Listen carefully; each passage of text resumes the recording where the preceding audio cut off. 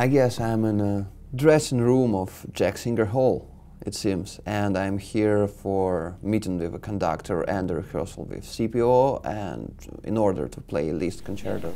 Yeah, the black one. I've been conducting for almost 25 years, and this concerto, Liszt Piano Concerto No. 1, I don't know how many times have I done it. I mean, tons of times, possibly 100 times. It doesn't matter.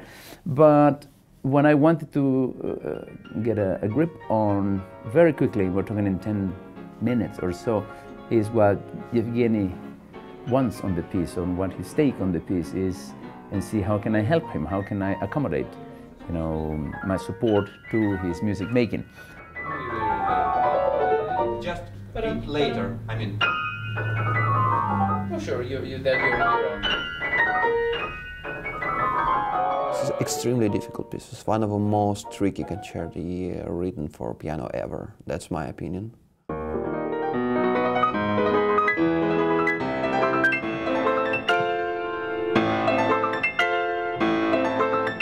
It's very difficult. The problem is not a big deal like, you know, Brahms concerto or Prokofiev second. No, it's a very short piece.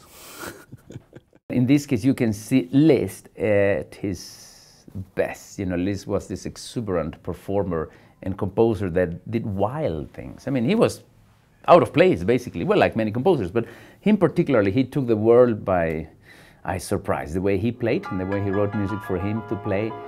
And I think that's from what I've heard from my colleagues, that's the biggest challenge. How can anybody play like Liszt?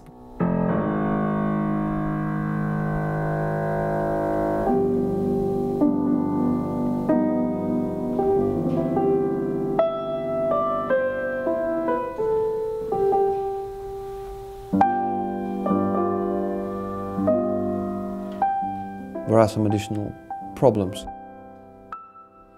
You have to sound above the orchestra, and sometimes it creates some kind of unexpected problems.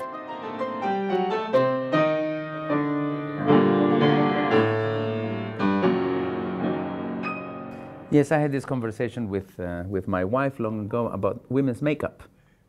Because the makeup, when you use it in a daily fashion, is one way, but if you stand on stage and, you know, 50 meters down, they must be able to see the same thing. So that means it's enlarged to almost, you know, out of proportion. The problem is when you have to play louder, it changes something in the way you move your hands, because if you have to play louder. And you actually, your hands do not know how to do that because if you never tried.